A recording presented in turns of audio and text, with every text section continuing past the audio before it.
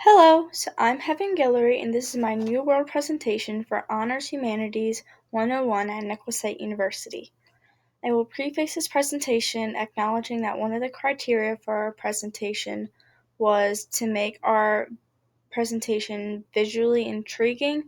I attempted to do that with varying my backgrounds. However, I couldn't use different backgrounds so often, and I couldn't use them as they are fully because of legibility and accessibility issues, but I did try to vary them as much as I could while still being legible to the reader. So, a disclaimer for my characters is that all of them were created via Picrew Maker, and Picrew is a website that basically artists create avatar builders that you get to personalize for yourself.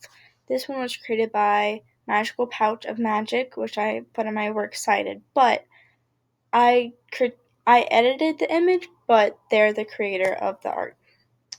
So my first slide is an introduction to the general life of people on my planet, which I decided to name Planet Phusis because that was, I believe, a Latin word for life. So characters on Planet Phusis live in a society ruled by royalty. There are two main princesses, Chara and Tristis. All people within this world do have names, with their first name reflecting their personality, which we can see in the princesses, with Chara being bright, sunny, happy, and Tristis being sad, brooding, emotional, which I'll go through later in their character slides. They speak a language that is both physical and verbal, with lots of hand gestures to express love. There's a lot of physical bodies touching, closeness to the ground, etc. within their community. People traditionally have positive mindsets, but because the sector's ruler emotions affect the environment, waves of upsetness can flow if there's a constant rain or flood or bad harvest, etc. But I'll go more into their emotions affecting their environment later, as that's what made my new world unique and original. Going on to a breakdown of each main character, our first one is Princess Chara. And I like to actually break down her physical image before going to her description.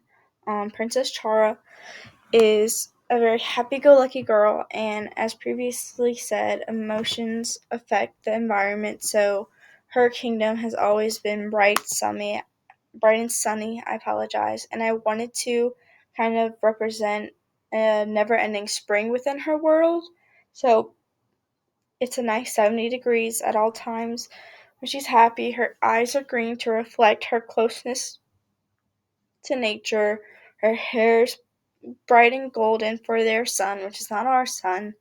Um, Her skin is very tan because the sun's always shining, and her clothes are very light and summery.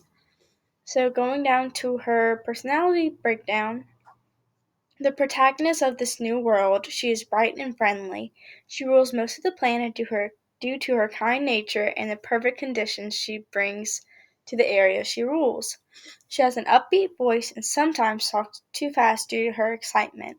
She always tries to make the best out of any situation and tries to fix a problem as soon as she can. Now, her polar opposite is Princess Tristis, and as you can see by her very different headshot, you can call it, her emotions aren't nearly as positive. She has very messy, uncontrolled, long, dark hair, eye bags under her eyes, red eyes which mirror the background. Her area is very cold because the sun doesn't come out because she's always depressed and anxious, so she's wearing clothing to reflect that. Her amulet's black. Heavy clothing, dark brooding background. You don't see any lively vegetation in the back, so going along with the emotions are mirrored by into their surroundings comes really hard into these headshots for me. So going down to the personality breakdown, Princess Tristis is always anxious and sad. She doesn't feel like she belongs to everyone else, and as such, her sector of the planet is filled with flood during her sad times and becomes a desert when she becomes angry. She's mostly nonverbal and is more dependent on the physical language of the planet's language. I apologize. I know not everybody knows what nonverbal is. It's a term that's mainly used by the autistic spectrum community. And nonverbal doesn't mean non-speaking, just most of the times it's very short bouts of speaking or preferring. Um, she doesn't have this in her world, but on Earth it is some people have like little cards to say, I'm upset right now, I'm happy, I'm hungry, etc. within that community. But I kind of pulled aspects from that for her because some of the isolation terms I drew from that. Our last main character is Ramore. She just, honestly, I pulled, what would a random kid wear if she didn't belong to either the happy-go-lucky kingdom or the brooding kingdom? So she's kind of a neutral ground between both. Ramore means explorer, I believe. So that's why you can see the bandana, the little straps across her shirt. Her hair is pulled back to explore. But yeah, just a very basic young child who's ready to explore the new world. So Ramora is a common girl who is an orphan, and as such, she bounces between both sectors, hence why she doesn't belong to one. Ramora is the first one to see the severe lack of food that starts in Princess Triss's land, but later spreads as her emotions get more and more negative, and by her emotions I mean Triss's. She's very brave and breaks into Princess Char's palace to get her help to cheer up Princess Tristis, which I will get into later. So the New World setting of Planet Phusis. Planet Phusis is a very lively planet and is dependent on emotions of sector leaders for climate. It's a very natural, thriving, and lush world with greenery and wildlife abundant. Of course, this is dependent on the emotions of the rulers, but because Princess Chara rules majority of the planet, besides for Princess Tristis' small sector, this is describing majority of it. The geography is very hilly and filled with fields. There's a moderate amount of waterfalls within the plain that are considered rare blessings to take baths in, wash yourself of any negative emotions as such. Majority of the planet is essentially never ending spring, as I said before, and this whole description is before the introductory disaster occurs. That will be the problem our characters have to face. The wind is light, temperature is 70 degrees, and there are always rainbows after a morning drizzle because the world is based on balance. The planet is only natural life based. They eat the produce that grows as well as seeds, animals, leaves, etc., just like we try to do here, but not as sustainably based. There is the one sector of the planet that is cold and desolate due to Tristis' emotions. So, what lives on planet Phusis? As previously mentioned, there's a lot of produce on the planet, all of it edible. Inhabitants create fires to cook whatever their hearts desire. There are animals, both small and large game, but they are only hunted once a season for sacred events. Like you get your meat once a month, and that is it. You can't kill outside of that time. You can't end a life early. The living being is very important to these Fushans. The culture is not really religious in a sense, but they have their own belief that every living being deserves respect and a long life. So only older game is hunted that's lived out its life and is considered a blessing to die at this age for this reason. In this world, older age game tastes better, which I know sometimes isn't the truth for us. But younger game is actually bitter and tastes disgusting as a punishment for prematurely ending that life. Homes, their shelters are made from natural resources of the planet, and houses being constructed are a community effort. Nobody's ever alone in this planet, except for Tristis, but we'll solve that later. So, what is a society like on planet Phusis? Well, there are rulers like our princesses. No citizens live in poverty. It's not a monarchy where the commoners just die in sickness. The society of the planet runs on a bartering system. So there's not money essentially, but if I have a they don't have fish. But if I were to hunt like their equivalent to a deer and I really need this door built for me, maybe I'll trade this family half of my deer meat to help me build this door that I need. Clothes are created from natural resources just like everything else. So think of Native American culture where they weave their shoes from corn husk and mule hair, and etc. That's kind of was my inspiration for this. They're very natural world based. So chemicals and toxins are non-existent here, at least before the disaster happens, of course. So everything is natural based. Everything they wear comes from the planet. Social customs are generally just being a good person and showing love and empathy where and whenever you can.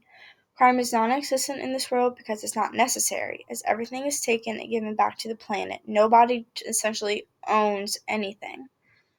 I wouldn't say that the population is human because their emotions control weather, but they're not like sorcerers. They don't have their own magic abilities to use. This is just how the planet works. The Fujians are just very connected to their home, and they can heal themselves by lying on the ground and burying their hands in the dirt in a ceremony. So the problem by people had to face was both a lack of food, which would have led to imminent world annihilation. I chose those two out of our choices. As previously mentioned, Princess Triss is one of the very few sad people on the planet. Well, over the course of her parents' passing, she got very isolated and emotional. Her emotions spread like a virus within the world, affecting the harvest. Eventually, the citizens in her sector couldn't handle it anymore and left to Princess Chara's territory for better weather and food. This made her even more lonely and sad. She tried to heal herself in the ground, and by doing so, somehow all of her sadness, her anger, and loneliness she felt infected the system. Her negative emotions took root, and the planet Phusis, as it was known, flipped. Planets were rotting or not even emerging from the dirt. New poisonous plants emerged and started a sickness in the community. No edible food would produce, and the infected could no longer lay on the ground to heal themselves, so they stayed sick, hoping the issue could soon be fixed. So, how they tried to fix it. Remor is the one who followed the infection as soon as it started, and she bounced between kingdoms. She knows that if Princess Tristis made friends and got help coping with her issues, the infection would be fixed and the world would produce fruit again. When she tried to communicate this with palace guards, they laughed in her face and sent her away. Desperate, Remor threw a poisonous plant at Princess Chara's window, which melted from the toxins. Grabbing her attention, Remor explains everything, which sends her and the princess off to Tristis' kingdom in an attempt to save her and the planet before it's too late. So the solution, part 1. When the travelers reach Tristis, she's curled up in a ball in the dirt, asleep. Her face is wet from both her tears and the rain that mirrored them. The rain was hard, cold, and painful. The two brought her inside of her own palace and attempted to warm her up with hugs as the fire was not possible. When the princess woke up, she freaked out and shoved them away, as she had not been hugged since before the death of her parents. Princess Chara tried to get her to talk, but realizes it is not what's helping her. Instead, the pair help Tristis take care of herself and the palace, and slowly the rain stops. The wind calms down, the sun re-emerges where it stayed away from so long. She is still dependent on the physical aspect of the Fujian communication style, so Princess and Chara and Tristis hold hands, and Remor covers their bond with soil. With the burial of the hands, the ground explodes with produce again. The virus dies just as quickly as it spread throughout all kingdoms. The sun shone bright, and Princess Tristis talked with excitement about how nice Princess Chara's hand felt, as well as the sun warming them up. Once the planet is healed, it is decided that the princesses will live together and be married as queens that rule together over the entire planet. For the rest of the time, the entirety of Phusis thrives somehow even more than before the marriage. There's just one kingdom now. The poisonous sprouts disappear from experience, and the community revels. The couple adopts Remor as she brought them together, making her a true princess of both kingdoms. Everyone is happy, healthy, and with full tummies now that the world is fruitful again, feeding themselves and the wild game they fed on. So that's the end of my presentation of my new world. Thank you. And here's my works cited for all the images I used. Thank you.